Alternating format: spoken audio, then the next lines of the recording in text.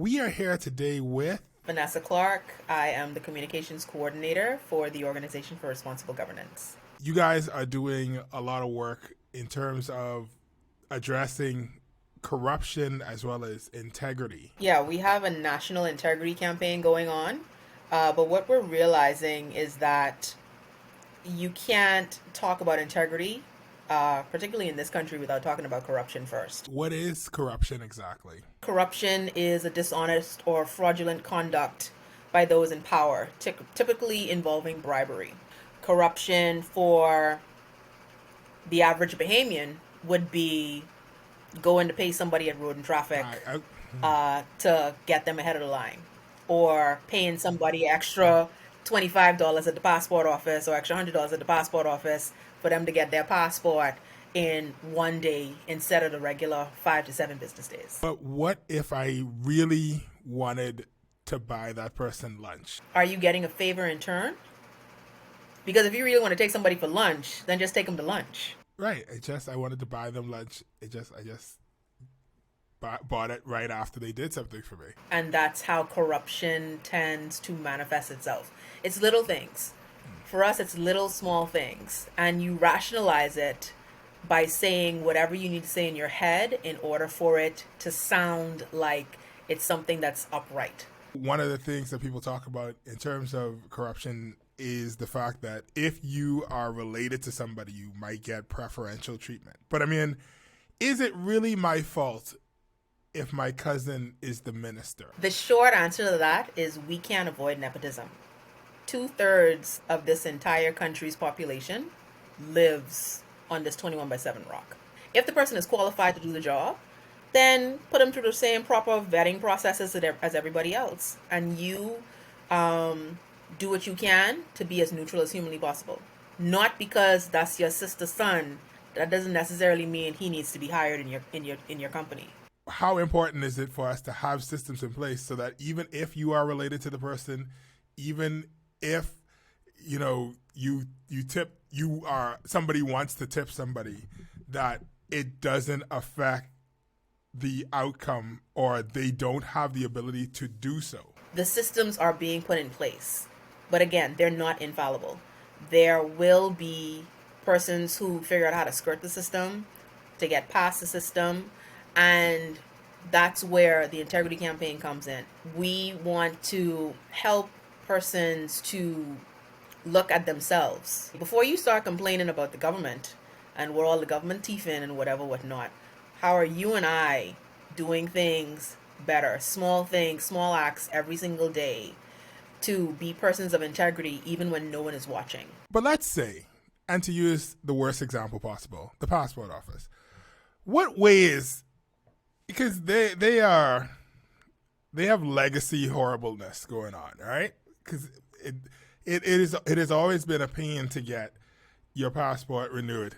How does one go about showing integrity without, in other ways besides just being a martyr? Just so we're clear, I would never bribe anybody at the passport office. They don't deserve it. I just want to clarify that. But let's say you don't do something a certain way, everybody else is doing it, and it takes you months to get this thing through. In the meantime, you've lost either business or you've suffered in some way, either even just the use of your time and the frustration of having to keep on coming back for this one thing, and you're watching people walk in the door, walk in the back, and walk out with all the stuff. What steps can a person take besides just standing there and being a silent martyr and essentially on a hunger strike of sorts? Well, first of all, I would encourage you not to be silent. If that's what you're seeing happening, I would encourage you to speak up about it, even if it's in the passport office. Because one of the things Bahamians who work in the public service do not like, and they try to get rid of that person as soon as humanly possible, is a loud person. And I'm not saying to go into the public service and be belligerent. I'm not condoning that at all. And if you don't want to speak up to the public servants in there, then you take it a step further. We now have a Minister of State for Public Service. We have a Minister of Foreign Affairs in the public service. We are also very good in the Bahamas now at having petitions. You sending a letter by yourself to the Minister of State for Public Service or the Minister of Foreign Affairs and Public Service about a complaint about the passport office versus you sending a letter and that has at least 25,000 or 35,000 signatures behind it saying, look, you got at least 1/8 of your country's population pissed off at this one entity. Something needs to be done. How do we make sure that it's not just the cashier at road traffic who's getting the short end of the stick or getting in trouble or feeling the brunt of this, when we still feel on a larger scale that there are persons who are, they're not like supplementing their income so they can pay their mortgage. They're getting millions from what we perceive to be corruption. So one of the things that org lobbied for and helped play a part in during the immediate past government administration was for the passing of the Integrity Commission bill. That bill, one of the things that bill made concessions for was an integrity commissioner.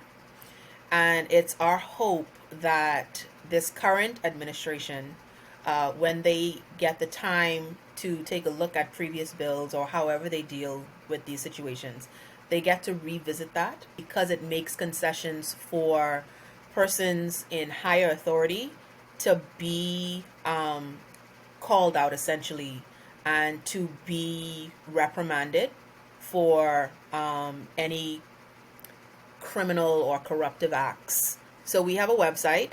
It's dotherighting.org, and persons can go on there and read up on integrity, on corruption stats in the country. They can take the integrity pledge. We're encouraging everybody to take the integrity pledge.